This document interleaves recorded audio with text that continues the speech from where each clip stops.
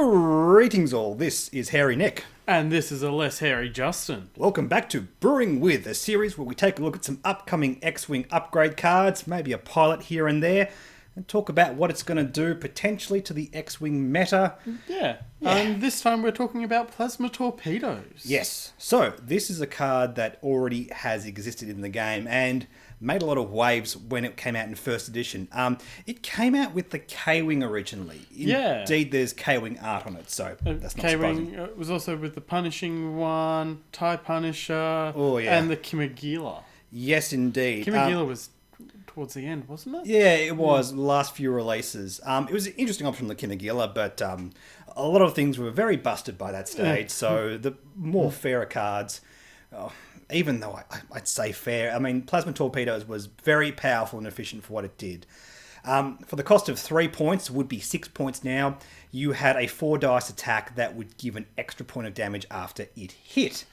It was very efficient. It basically was one of the key things that made triple contracted scouts a huge and degenerate thing in the meta, and just popped up here and there whenever ships need cheap pieces of ordnance. 3 points for this effect was great. It probably could have been 4 points and not been too overcosted. Yeah. Also, just letting everyone know, though, that Plasma Torpedo was only a one-shot use. Plasma Torpedoes in second edition is now 2. In fact, all torpedoes and missiles in first edition were one-off uses. So, yeah, I suppose you could say, well, that makes it less powerful. But look, the key thing is the whole effect has been toned down. Now you get to cancel criticals before you cancel regular hits. So it's about just getting raw hits across the table. But the key thing is it's one less red dice. Yeah, but it's also taking off the shield as well, which Plasma Torpedoes did. Yes, so it still has that same effect. Yeah. But it still needs to hit. And taking off a red dice, but still needing to hit, is pretty big, because you're actually reducing the likelihood of it hitting. It means it's no longer really a guaranteed thing. I mean, in first edition, yeah, if you're firing against like the Grand Inquisitor or Sinterfell, it was never guaranteed. But in second edition, if you're firing a 4 red dice attack, yeah, it's going to hit. Yeah. It's pretty much always going to hit. 3 red dice attack, it's going to hit a lot, but it's definitely hit the odds. So I think people do have to be aware, yes, this is a far more toned down version of this effect. Only being 3 red dice is pretty serious. But at the same time, it's kind of weird, because I'm comparing this mainly to Proton Torpedoes, which fires with a 4 red dice attack. And the difference between a 3 red dice attack, which does another point of damage after it hits, versus 4 red dice, is not clean cut. In certain situations, you want one or the other. Basically, Plasma Torpedoes mathematically actually is sort of better against ships with lots of shield and low agility. Yeah. In fact, against Decimators, you just want Plasma Torpedoes. It's probably arguably better in an opening salvo against Decimators. Yeah. In the game now, we're also leaning more towards shields than we are hull as well. So that's true, yeah. These are going to see a bit of play. Absolutely. So, like, while we're looking at like Decimators and YTs as great targets for this, there's still some like small base targets like Y-Wings, even X-Wings, sort of a wash at 2 agility. The math on these 2 effects, having 4 red dice as opposed to 3 red dice, which does an extra point of damage. It also matters with the amount of shields you have. I think a ship with 1 or 2 shields, or no shields for that matter, is probably happier to see this on the other side of the table as Proton Torpedoes. As someone that's going to be playing First Order with angled deflectors, I'm going to be pretty happy. Yeah, but even if you don't take angled deflectors and you still have 1 shield, it doesn't matter, because if it hits, you're never going to have shields regardless. Yeah. So that's a good thing. But yeah, it's 3 points less than Proton Torpedoes, but the same cost as Proton Torpedoes was when they first entered into second edition. They were originally 9 points as well. It's been so long. It feels like it's been... It actually hasn't. That's the thing. I know, but like all of a sudden to go, it's 13 points to... It used to be 9. And to be honest, because the application feels almost as good in a lot of situations, arguably worse in several, like against aces, yeah, you might just want more dice, I understand. But I don't feel like this is a strict downgrade from Proton Torpedoes, and for that reason, I think it's just going to slip back into a lot of the same archetypes that Proton Torpedoes did at the start of second edition. I'll agree on that, yeah. Yeah, so X-Wings is the big one. In fact, on Wedge now, because he's gone up in points, this being slightly reduced from the Proton Torpedoes, I still think that's a strong option. Well, not only that, you could do 4 Blue Squadron escorts with plasma torpedoes. Yes. That's 200 points. Initiative 2's, you're going to feel pretty good with that, actually. Yes, I'm actually very curious about the generic 4 of builds. The X-Wing is probably like the best all-round stats on a ship for the 4 of. Yeah. Actually, in the last video, we spoke about passive sensors, and look, these cards go hand in hand. I think it is slightly dangerous to introduce them to the game at the same time. Yeah. Maybe staggering these may have been a bit wiser from FFG, but the reason I bring that up is because in that video, I mentioned the 4 of N1 Starfighter build. You can have 3 of the Bravo Squadron pilots alongside Anakin Skywalker, all with R4 Astromech and a 1-point talent on Anakin. That is a thing you can do. Ooh. And it's very interesting because they always have those passive defense mods with full throttle built into them. Well, not only full throttle, but you've also got the passive sensors that gives you the calculate if you don't take the target lock as Also, well. the timing always works out perfectly because you can take a target lock after all of your opponent's high initiative ships have moved. That's something very interesting. There currently is no way to get 5 things on the table with plasma torpedoes.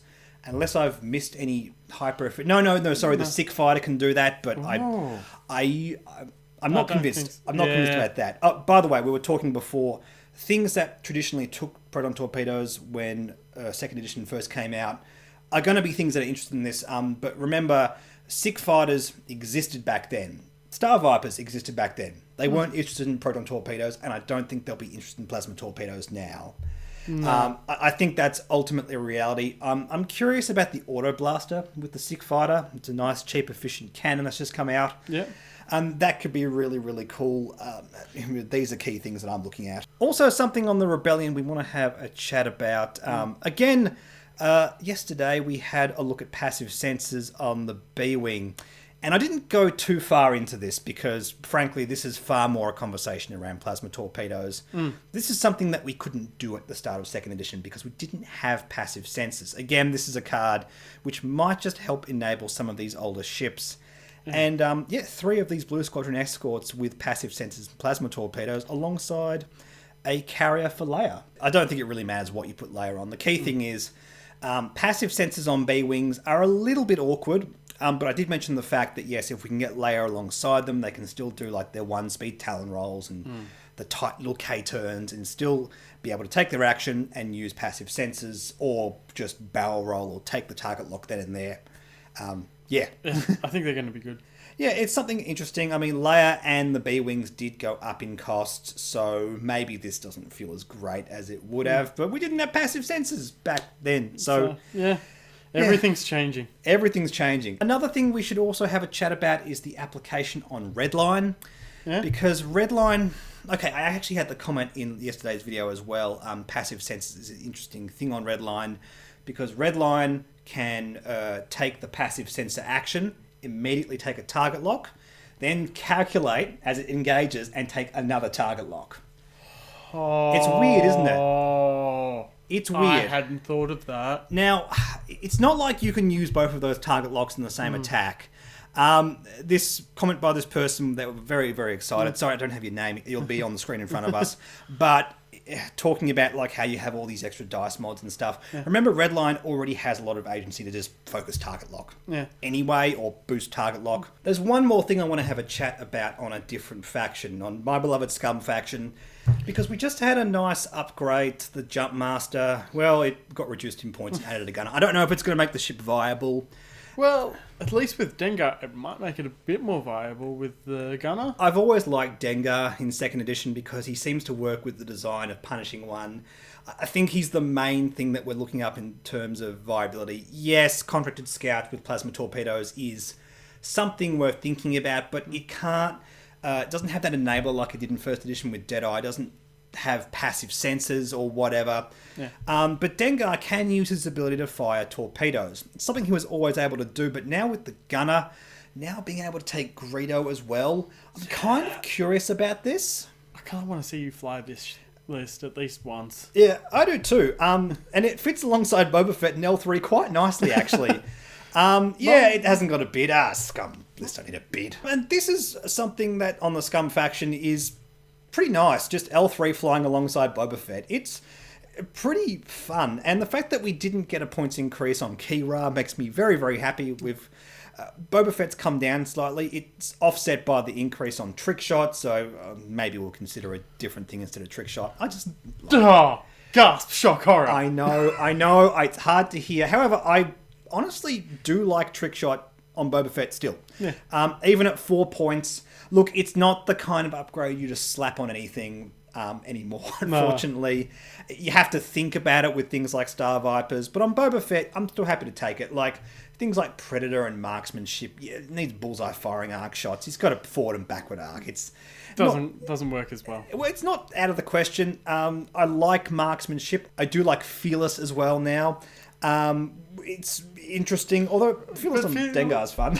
But Fearless is still only the front arc as well. Yeah, it's not as nice on Boba Fett. I still think it's fun. Yeah. I really like it on Dengar, though, because his Initiative 6 has a barrel roll, so you can make that trigger. You can get the double shots with Greedo. And yeah, this Dengar build feels dumb, but the key thing is it's cheaper. It now has Greedo in it, and Plasma Torpedoes, it feels like it's in the right spot.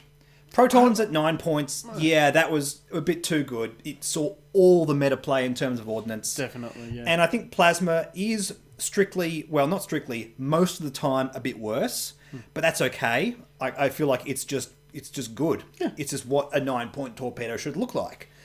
And I like this a lot. I really do like this a lot. I do have to try this. I just can't wait to see Greedo. Oh, I yeah. think that's going to be good. Me too. Like, there hasn't really been a great reason to take Greedo, like, apart from Han on the Falcon. Yeah. But Han doesn't shoot with a lot of dice, at least not consistently like Dengar can. And that means you're less likely to trigger Greedo's ability. And if you don't roll any hits with Greedo, it's kind of awkward because then you can't flip the charge and then you get shot back.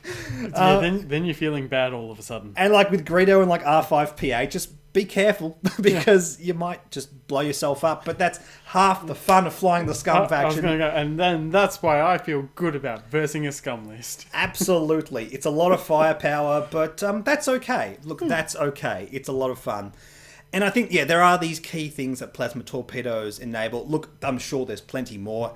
If you guys want to write down in the comment section below, like, hey, you forgot this or whatever, please let us know because it's a really, really cool, efficient torpedo. And not only that, put them on your list and give us the links and we can possibly talk about them in the hangar bay. Absolutely. Yes, we need more lists for the hangar bay because all the points just changed. We'll get back into this after we do these Brewing with videos. In the meantime, stay tuned. There's still a couple of more of these to come.